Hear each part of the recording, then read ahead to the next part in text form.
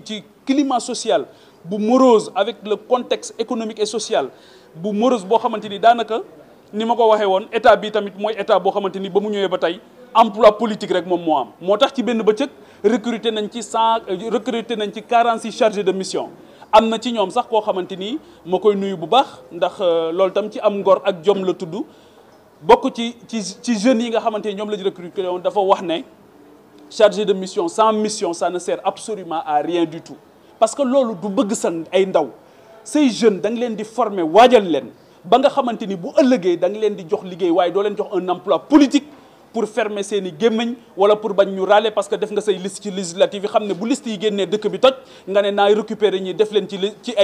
ay chargé de mission yoo xamante ni pour jëfandikoo alalu askan wi tasaare xaalisu réew mi au moment où les urgences sont ailleurs. Donc encore une fois j'alerte l'État du Sénégal donte le Premier ministre dem na jox boppam Erdogan ba jeex takk donte dem na rëpp ci kanamu Erdogan donte dem na jox boppam ba jeex takk Erdogan waaye maa ngi koy waxal ne ko Turquie fii ci Diamniadio ña ngay teg ay doomu Sénégal loo xamante ni gëw ma ne benn Sénégalais ñeme na koo teg doomu Turquie ca Turquie loolu nag dama ciy alerter l'opinion di ci soññaat aussi li nga xamante ni moom mooy toutes les bonnes volontés toutes les forces vives ñu dem sakkar ñi nopp gaa yi parce que ñii di jiite jàpp naa ne yëguñu lu xew et c'est ça le plus triste loolu moo tax d'ailleurs on a véritablement un premier ministre qui se permet une maladie imaginaire dinaa ci dellu si waat leneen li nga xamante ni bëggoon naa ci dellu si toujours ci climat social bi mooy pour la première fois dama ko wax ba tàyyi alerté woon naa leen bi Jean-Baptiste Tine commencé di def déguerpissement ci Colobane te premier ministre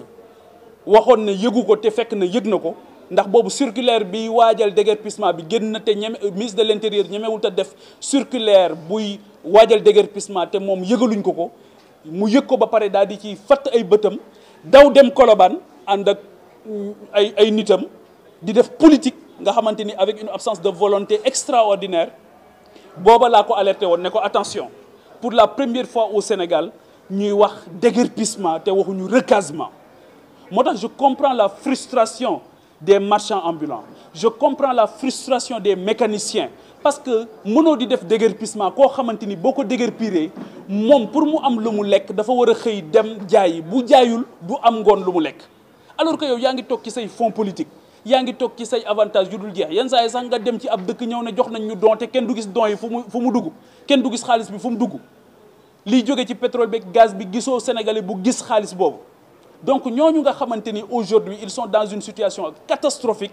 mais yow amoo ay pexe ci ñoom amoo solution mais boo leen di déguerpir au moins nga recaser leen mais pour la première fois on a entendu un régime très incompétent très impuissant qui n'a aucune volonté politique pour faire face aux urgences des Sénégalais mu taxaw di déguerpir comme nu mu ko neexee sans état d'âme te jamais aucune mesure d'accompagnement pour man loolu jàpp naa ne du taxul woon ñu fal leen loolu nag boo amee responsabilité comme man ci réew mi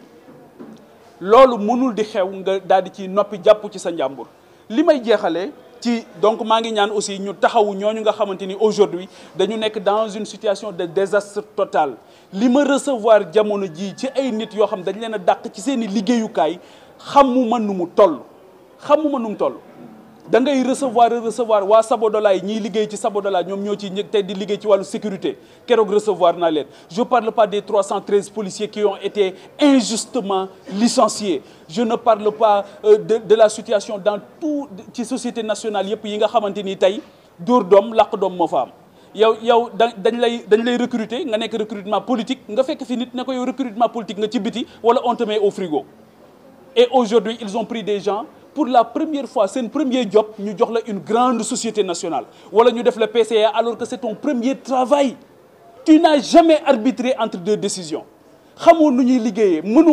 mënoo arbitrer entre une décision xammee woo sax décision